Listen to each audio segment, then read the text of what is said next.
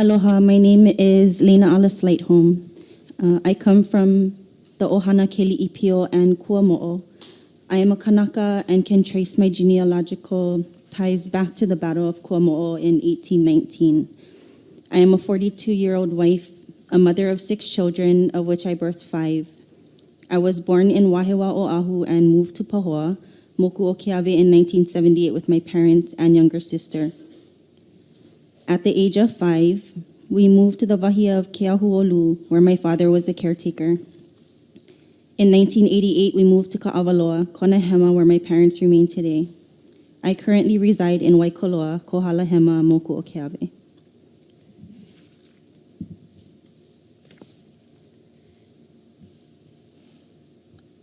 And this photo is B19B.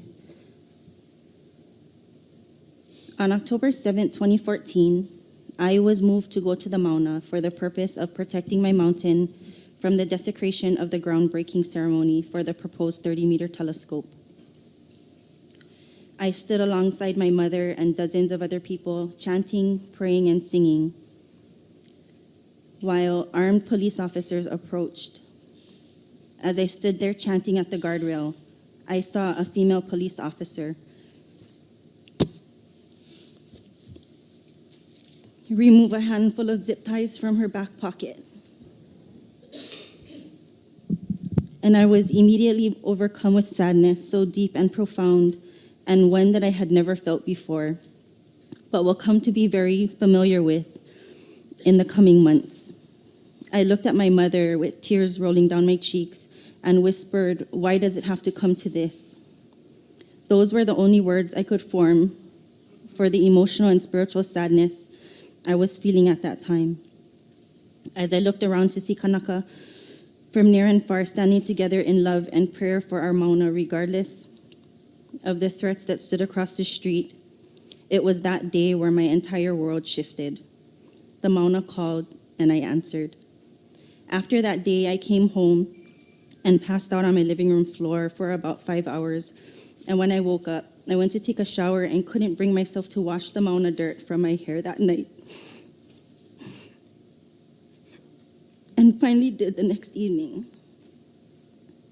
It took me at least 2 weeks to recover from the feelings which I couldn't quite identify at that time, but it felt as if my physical body was at home, but my spirit was still on the Mauna.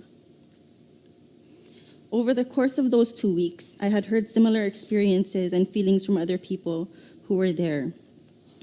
This would be the first cut I would endure over the course of the next 2 years. And this photo is from October 7th. I rode up to the summit with Tammy Harp, and this is what it looked like when we got there.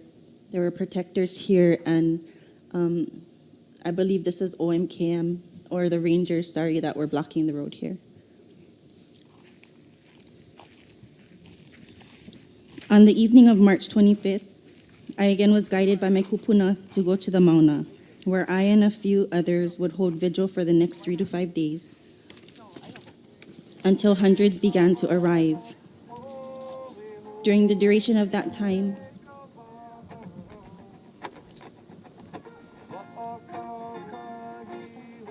I was in constant high alert that the mountain which had called me, which was also my church and I regard as my kupuna, was in jeopardy of being harmed by the threatened construction work. Each day my fear became more and more intense. The only way to describe it in this human realm is as if my grandmother was in danger of her life, and this would be the next 3 to 5 cuts.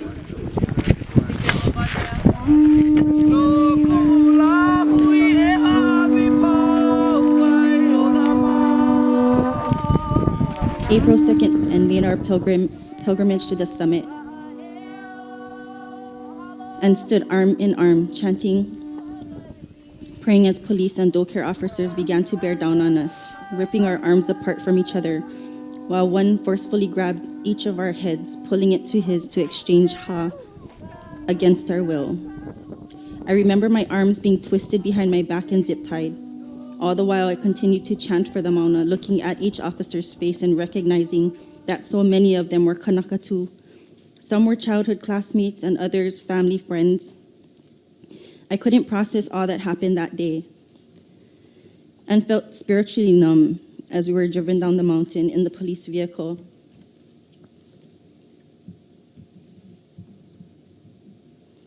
To the Hilo cell block.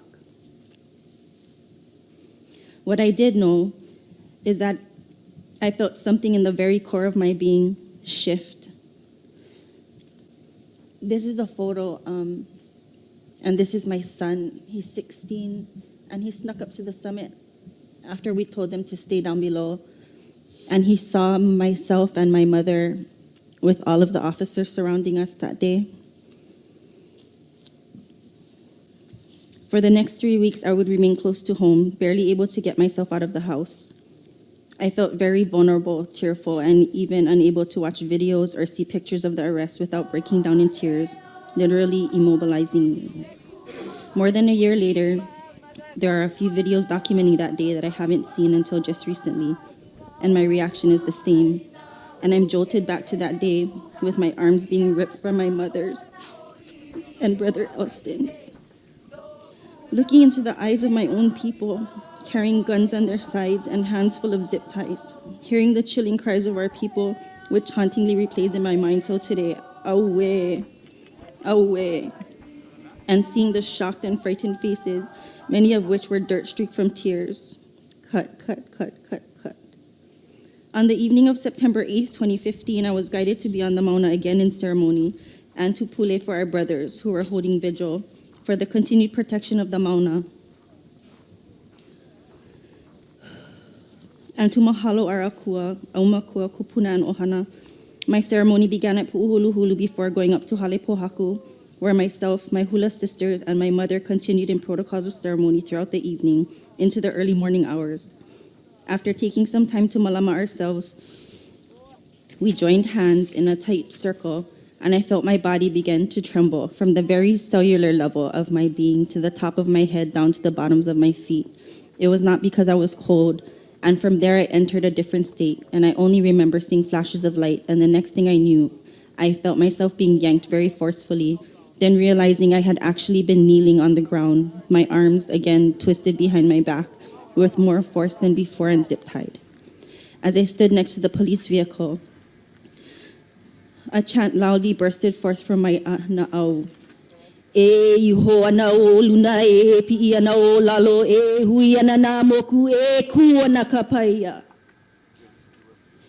As I looked on at the chaotic scene up on the hillside next to Halekukia'i Mauna, where we had just been hand in hand in prayer, all I saw was a tangled confusion of officers, dust, lights from flashlights darting around, and my sisters and my mother, one by one, being restrained and walked down to where I was being led into the paddy wagon.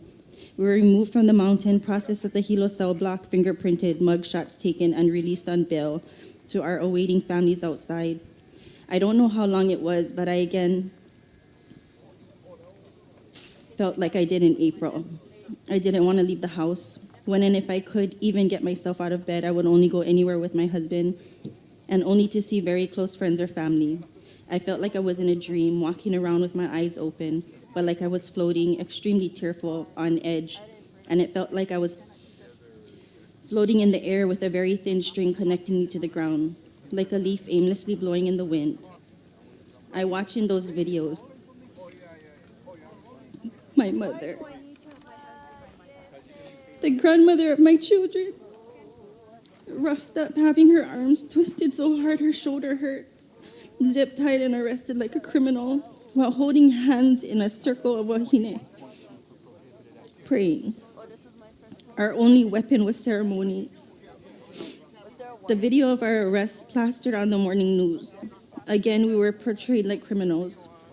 This would be the deepest cut that ultimately would take longer to heal. And I stand here today, unrecognizable from who I was just a couple years ago. The traumas inflicted on me all too often shows in my eyes and the fake smile I wear.